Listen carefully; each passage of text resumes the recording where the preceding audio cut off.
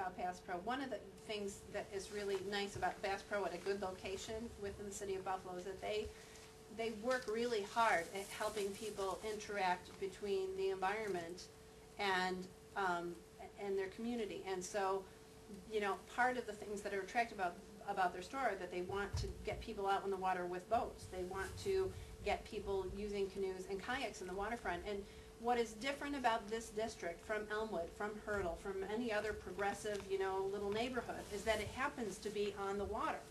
And that's only meaningful if you actually interact with water, which means you have to be able to walk down to it, you need to be able to touch it, you need to be able to swim in it, you need to be able to rent a canoe or kayak, you need to be, you know, it'd be great if all the folks in HSBC, instead of going, you know, in addition to going to the BAC, also could be members of a canoe or kayak club, so that on their lunch hour they go down, they get their, you know, members, they paddle up the Buffalo River and they come back again.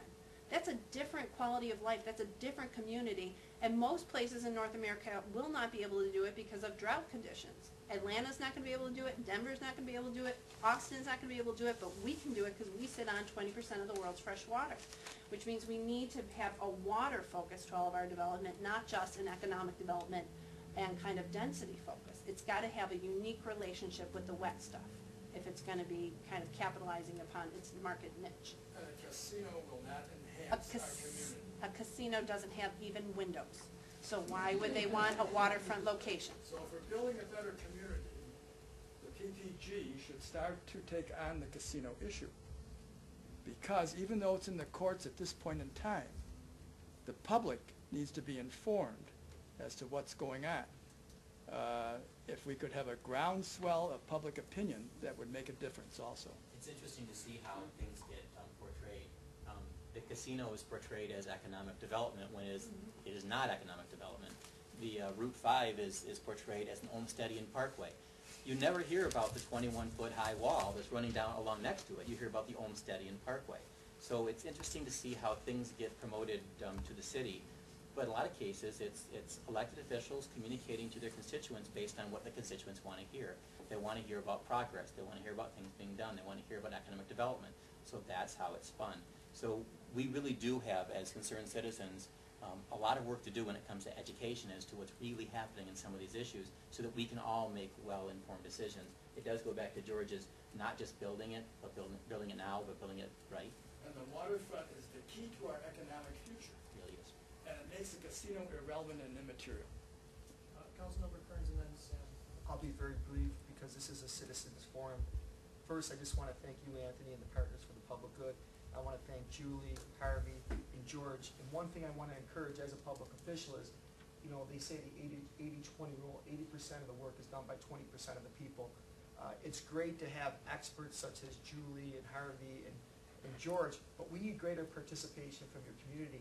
As elected officials, we don't have all the answers sometimes. So the things that I've learned from this panel, not only the Waterfront Coalition, but the support that I've received, you know, though Councilmember Licurdo is a planner, it's important, and I hope this forum will be just the start and the beginning of promoting participation among the community so elected officials can hear not only from a silent minority, but the strong majority. And I think it is important by having these and, once again, refreshing ourselves that these are issues that will impact our future. So that's all I'm going to say. Keep it short and sweet, but I will try to attend as many meetings as possible. But I do want to thank the leadership of Harvey and the leadership of Julie O'Neill and George, because without their leadership and Anthony, we probably would be fighting Route 5, which is probably, I feel, you know, one of the most signatures projects that will affect the Outer Harbor for the next 50 years. So thank you, and I apologize I have to leave, but I just wanted to make that statement because I think it should be said. Sam? I was wondering if Harvey and Julie could help us understand your opponents on Route 5 and the Peace Bridge. I mean, normally when you have these big public development projects, there are interest groups that stand to gain from them, and that helps explain why they're going forward. And I've had trouble understanding who gains from both of those. Are there some big business interests, or who's driving this other than, you know, the individual authorities and public officials who are lined up behind it? Who in the private sector is driving some of this stuff? Myself in trouble first. right now, the folks that are driving, the Peace Bridge is driven a little bit differently than Route 5. With the Peace Bridge, the PVA benefits most from this. They benefit in a couple of different ways. They benefit as an authority, which is what they are, of continuing their existence. They are competing with other transportation. You know, the Ambassador Bridge is a potential competitor for them. Queenston-Lewiston Bridge is expanding capacity. They could easily take the truck traffic, we think. We're trying to work with them to see if that's the possibility. They've built this spur from the QEW and the Canadian side all the way over as an investment that they want to try and protect.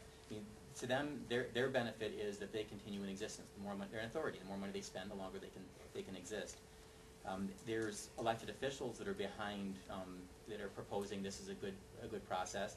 And in discussions we've had with City Hall and with Congressman Higgins' office, our conclusions are they both see this as a way of somebody else putting money for the Peace Bridge piece. Somebody else is putting hundreds of millions of dollars into the community that they can claim when they're running for election next. It's just, that's the way it is.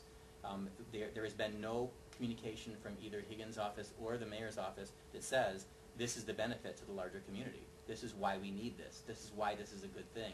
This is how it really helps us in the future. Nothing. And Route 5, same thing. We sat down with Brian Higgins and said, you know, here's what we're looking for. He went through what he was looking for. We spent 2-3 hours on a Sunday morning going through it all, and every single point that he had that he wanted to make sure that he needed, you could do with the Boulevard at-grade option. Every single one of them. He didn't have a single reason why it was a bad idea.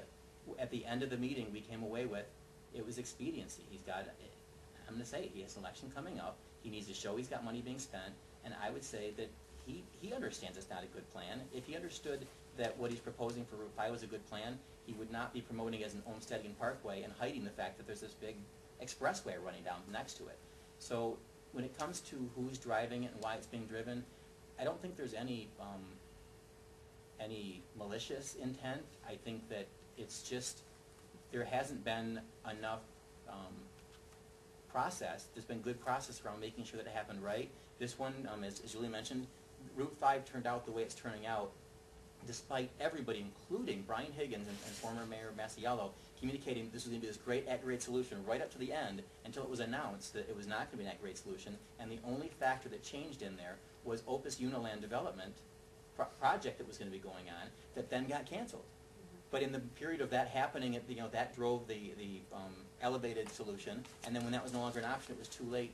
All the time had passed by, they'd spent money doing the planning, and now if we wanted to do an at-grade solution, we're going to have to stop, go back probably a year, a little over a year and a half, spend a little bit more money to put an at-grade solution plan back together, and that's going to create a problem in the next election cycle when it comes to spending money. That would be my answer to it. That would be it largely on Route 5. When you look at the public comments, and there are many, many pages of public comments on the Route 5 process, and all of this is available for your review on the DOT website if you are so inclined. There were really essentially 3 comments in favor of the improvement alternative to the best of my review, and I'll be going through the comments for a 3rd time.